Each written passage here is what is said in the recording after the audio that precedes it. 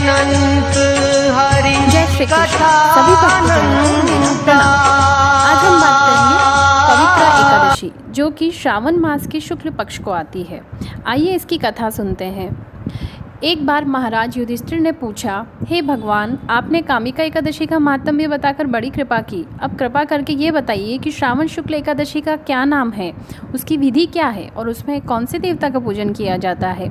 श्री युधिष्ठिर कहने लगे कि हे भगवान, श्रावण शुक्ल एकादशी का क्या नाम है, व्रत करने की विधि तथा इसका महात्म्य कृपा करके कहिए। मधुसूदन कहने लगे कि इस एकादशी का नाम पुत्रदा है।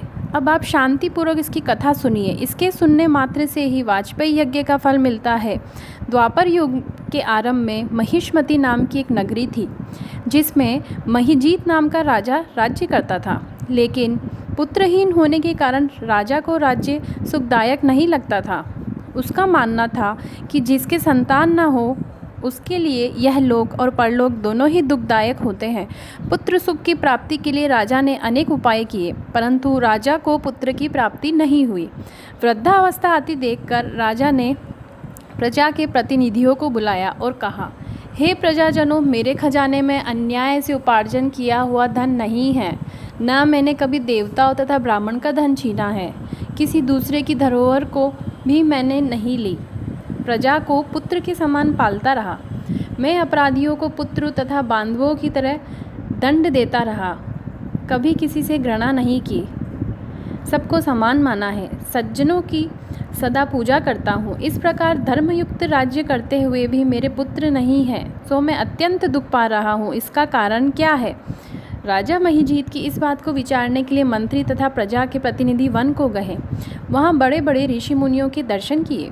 राजा की उत्तम कामना की पूर्ति के लिए किसी श्रेष्ठ तपस्वी मुनि को देखते फिरते रहे। एक आश्रम में उन्होंने एक अत्यंत वृद्धोवृद्ध धर्म के ज्ञाता, बड़े तपस्वी, परमात्मा में मन लगाए हुए, निराहार, जितेंद्रिय, जितात्मा, जित क्रोध, सनातन धर्म के गूढ़ तत्वों को जानने वाले, समस्त शास्त्रों के ज्ञाता महात्मा लोमश मुनि को देखा, जिनका कल्प के व्यतीत होने पर एक रोम गिरता था। सबने जानकर ऋषि को प्रणाम किया। उन लोगों को देखकर मुनि ने पूछा कि आप लोग किस कारण से आए हैं। निसंदेह मैं आप लोगों का हित करूंगा। मेरा जन्म केवल दूसरों के उपकार के लिए हुआ है, इसमें संदेह मत करो। लोमश ऋषि के ऐसे वचन सुनकर सब लोग बोले, हे महर्षि, आप हमारी बात जानने में ब्रह्मा से भी अधिक समर्थ है, अतः आप हमारे इस संदेह को दूर कीजिए। महिष्मती पुरी का धर्मात्मा राजा महिजीत प्रजा का पुत्र के समान पालन करता है, फिर भी वह पुत्रहीन होने के कारण दुखी हैं। उन लोगों के आगे कहा कि हम लोग उसकी प्रजा हैं, अतः उसके दुख में हम भी दुखी हैं। आपके दर्शन से हमें पूर्ण विश्वास है कि हमारा यह संकट अवश्य दूर हो जाएगा, क्योंकि महान पुरुषों के दर्शन मात्र से अनेक कष्ट दूर हो जाते हैं। अब आप कृपा करके राजा के पुत्र होने का उपाय बताइए। यह वार्ता सुनकर ऋषि ने थोड़ी देर के लिए नेत्र बंद किए और राजा के पूर्व जन्म का वृतांत जानकर कहने लगे कि यह राजा पूर्व जन्म में एक निर्धन वैश्य था। निर्धन होने के कारण इसमें कई बुरे कर्म किए। यह एक गांव से दूसरे गांव व्यापार करने जाया करता था। एक समय ज्येष्ठ मास के शुक्ल पक्ष की द्वादशी के दिन मध्याह्न के समय, जब वो 2 दिन से भूखा प्यासा था, एक जलाशय पर जल पीने गया। उसी स्थान पर एक तत्काल की ब्याही हुई प्यासी गौ जल पी रही थी। राजा ने उस प्यासी गाय को जल पीते हुए हटा दिया और स्वयं जल पीने लगा।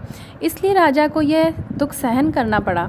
एकादशी के दिन भूखे रहने से वह राजा हुआ और प्यासी गौ को जल पीते हुए हटाने के कारण पुत्र वियोग का दुख सहन करना पड़ रहा है। ऐसा सुनकर सब लोग कहने लगे कि हे ऋषि, शास्त्रों में पापों का प्रायश्चित भी लिखा है, अतः जिस प्रकार राजा का यह पाप नष्ट हो जाए, आप कोई ऐसा उपाय बताइए। लोमश मुनि कहने लगे, श्रावण शुक्ल पक्ष की एकादशी को, जिसे पुत्रता एकादशी भी कहते हैं, सब लोग व्रत करो, रात्रि को जागरण करो, तो इससे राजा का यह पूर्व जन्म का पाप अवश्य नष्ट हो जाएगा। साथ ही राजा को पुत्र की अवश्य प्राप्ति होगी। लोमश ऋषि के ऐसे वचन सुनकर मंत्रियों सहित सारी प्रजा नगर को वापस लौट आई और जब श्रावण शुक्ल एकादशी आई तो ऋषि के आज्ञा अनुसार सबने पुत्रता एकादशी का व्रत और जागरण किया। इसके पश्चात द्वादशी के दिन इसके पुण्य का फल राजा को दिया गया।